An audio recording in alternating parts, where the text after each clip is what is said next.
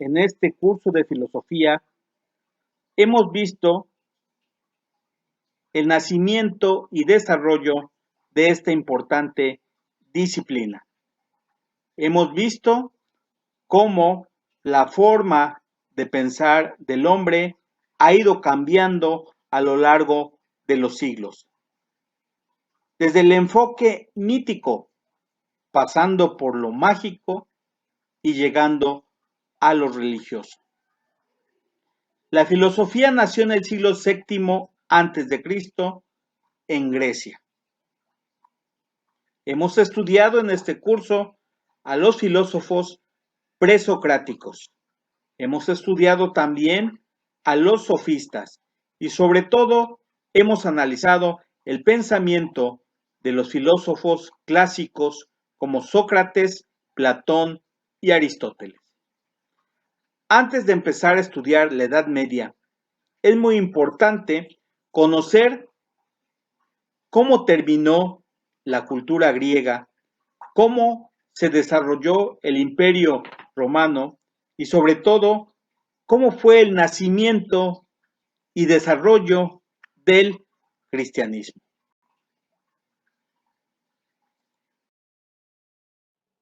En el siglo V a.C., el hombre griego, el pensamiento griego, era el representante del pensamiento occidental. Los griegos a lo largo de varios siglos habían desarrollado una gran cultura que era admiración de otros pueblos. En la primera mitad del siglo V se desarrolló un gran conflicto entre dos imperios, entre dos pueblos, que representaban el pensamiento occidental y el pensamiento oriental. Me refiero a los griegos y a los persas.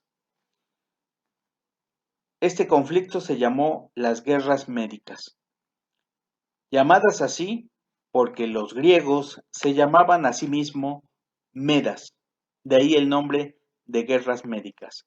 Estas guerras, este conflicto, se desarrolló en varias etapas y enfrentó a varias generaciones de griegos y a varias generaciones de persas. Los griegos representaban la cultura occidental, la cultura del pensamiento, la cultura de la democracia. Los persas representaban la tiranía y la esclavitud de muchos pueblos sojuzgados por los emperadores persas como Darío y como Jerjes. Este conflicto se desarrolló en diversos momentos, en 3 etapas, y enfrentó a lo mejor de la cultura griega contra el mundo oriental.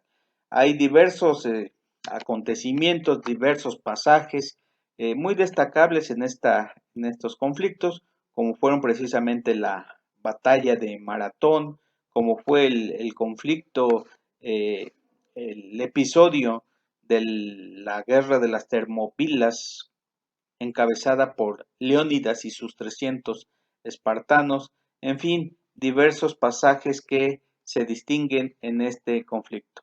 El resultado final de este conflicto fue el triunfo de los griegos sobre los persas, el triunfo del mundo occidental sobre el mundo oriental.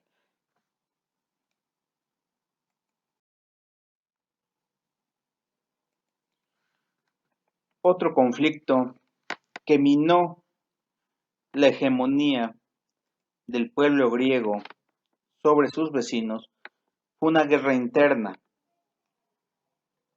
desarrollada en varias etapas que se llamó las guerras del Peloponeso, que también se desarrollaron en el siglo V a.C.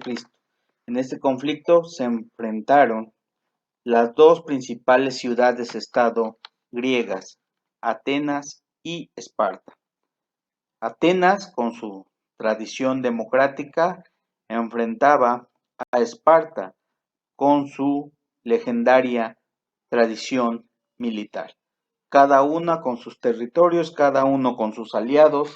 Este conflicto se desarrolló del 431 al 404 a.C. y que si bien terminó con el triunfo de Esparta. A la larga, las dos ciudades fueron debilitadas por este conflicto.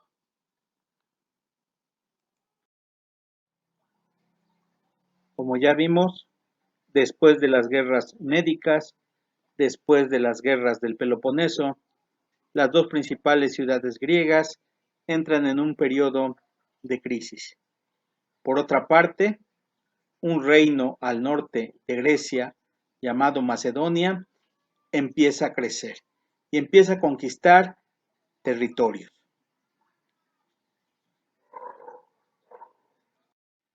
Para el año 338, Macedonia ya dominaba todos los territorios griegos con su rey Filipo II. 2 años más tarde, en el año 336 a.C., el hijo de Filipo, Alejandro Magno o Alejandro el Grande, que fue precisamente discípulo del filósofo griego Aristóteles, extendió el imperio griego hasta confines insospechados. Llegaron las tropas griegas hasta la India. Obviamente, toda la cultura griega fue replicada en todos los territorios conquistados.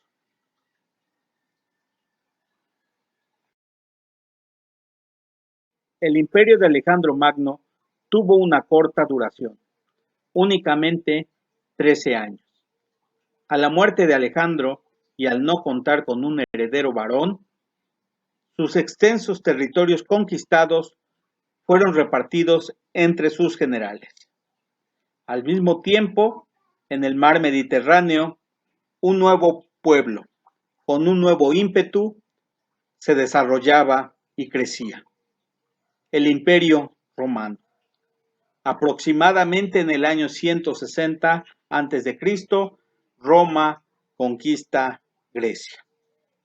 Los romanos admiraban a los griegos y toda esta gama de conocimientos no se perdieron, por el contrario, los romanos absorbieron e incorporaron la rica cultura griega y la hicieron propia. Los conocimientos no se perdieron, se fusionaron dando pie a la cultura grecolatina. Por ahí se dice que los romanos conquistaron militarmente a los griegos, pero los griegos conquistaron culturalmente a los romanos. Tan es así la admiración de los romanos por los griegos que incluso adoptaron sus dioses: Júpiter por Zeus, Neptuno por Poseidón, Venus por Afrodita, etc.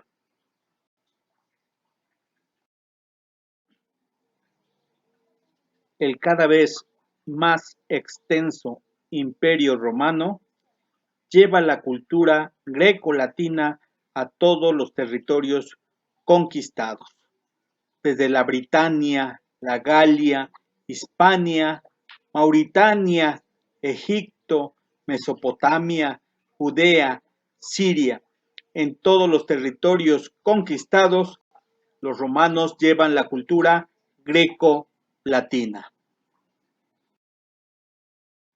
Roma se convirtió en el centro del cada vez más extenso imperio. De ahí la frase: todos los caminos llevan a Roma. Los romanos imponían la llamada paz romana a todos los pueblos conquistados. Esto es, los romanos les decían: no me interesa en quién creas, no me interesan tus costumbres, mientras tú me pagues impuestos, mientras tú me jures lealtad, Roma te protegerá. Roma llegó a convertirse en una metrópoli de más de 1 millón de habitantes, a la que llegaban gente de todos lados, gentes de todos los pueblos conquistados, con infinidad de lenguas y con infinidad de religiones. Pero un imperio tan extenso necesitaba también de un ejército numeroso.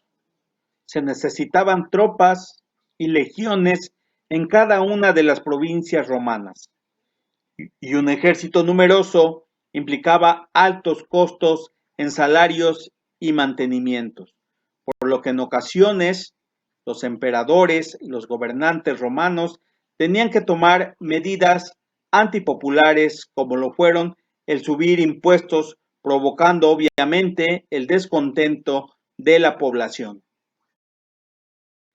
El Imperio Romano poco a poco fue cayendo en vicios, en excesos, perversiones y depravaciones, ejemplificados, por ejemplo, con los emperadores Nerón y Calígula.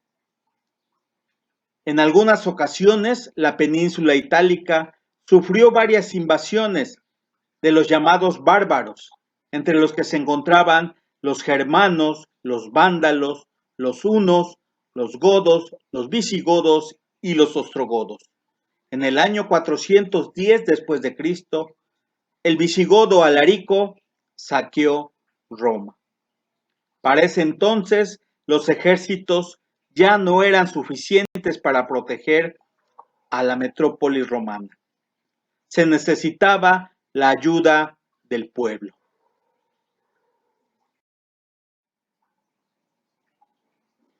Como ya lo hemos comentado, el cristianismo surgió en Judea durante el apogeo del Imperio Romano.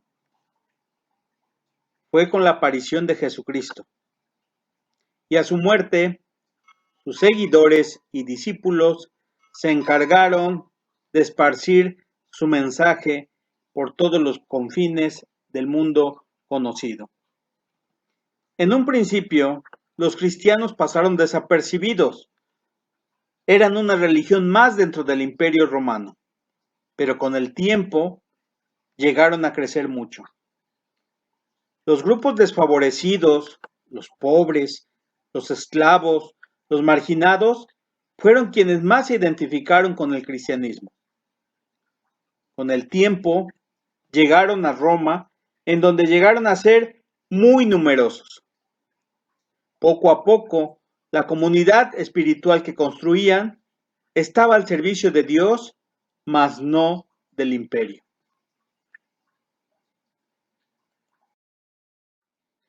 Por sus principios religiosos y creencias, los cristianos se negaron a apoyar al imperio, por lo que fueron perseguidos, sus templos destruidos y sus líderes asesinados, llegándose al extremo que un emperador, Nerón, en una de sus locuras incendió la ciudad de Roma y culpó a los cristianos de esta terrible tragedia.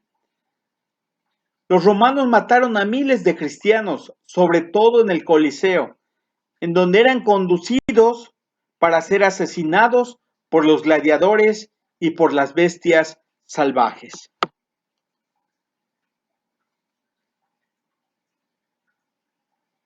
Lejos de disminuir el número de cristianos, los creyentes fueron aumentando. La iglesia que se estaba gestando, que se estaba construyendo, sin ser enemigo del imperio, no era instrumento del mismo imperio romano. En un momento dado, los romanos veían a los cristianos ya como una amenaza. Los cristianos reiteradamente se habían negado a participar en la defensa del imperio, argumentando que las enseñanzas de su Dios les impedía matar.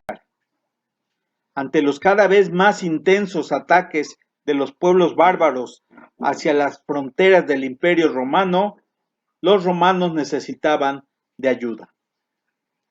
Los cristianos se multiplicaron exponencialmente.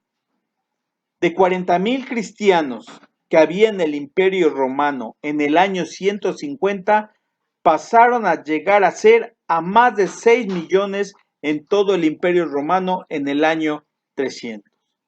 Ahora sí, había llegado el momento que los romanos necesitaban desesperadamente de los cristianos. A principios del siglo IV, el emperador Constantino I, quien originalmente tenía creencias paganas, en la víspera de una batalla tuvo una visión. Al filo del mediodía, vio una cruz en el cielo con una leyenda que decía: con este signo vencerás. Inmediatamente mandó pintar la cruz en los escudos de sus soldados. Al otro día, Constantino I venció en la batalla. El emperador se convirtió al cristianismo y en el año 313 detuvo las persecuciones en contra de los cristianos y despenalizó la práctica del cristianismo en todo el Imperio Romano. A finales del siglo IV, la enorme extensión del Imperio Romano hacía difícil su gobernabilidad. Las cada vez más peligrosas amenazas de los pueblos bárbaros obligaron al emperador Teodosio I a dividir al imperio en dos: el Imperio Romano de Oriente, con capital en Constantinopla, y el Imperio Romano de Occidente, con capital en Roma. Teodosio I, o también conocido como Teodosio el Grande, en el año 392 prohibió toda práctica pagana y proclamó a la religión cristiana como la única en el imperio. Es así como el cristianismo cada vez crece más, cada vez se solidifica más, mientras que el Imperio Romano cada vez se desborona, se va cayendo a pedazos. Mientras que el cristianismo se consolida, el Imperio Romano se derrumba. En el año 476 después de Cristo, Roma cae. Con esto se marca el fin de una época y el inicio de la llamada Edad Media. Espero que con esta explicación les haya quedado más claro el ascenso del cristianismo, su consolidación en Europa y posteriormente en América, y la influencia que tuvo y que sigue teniendo en millones de personas alrededor del mundo en la actualidad.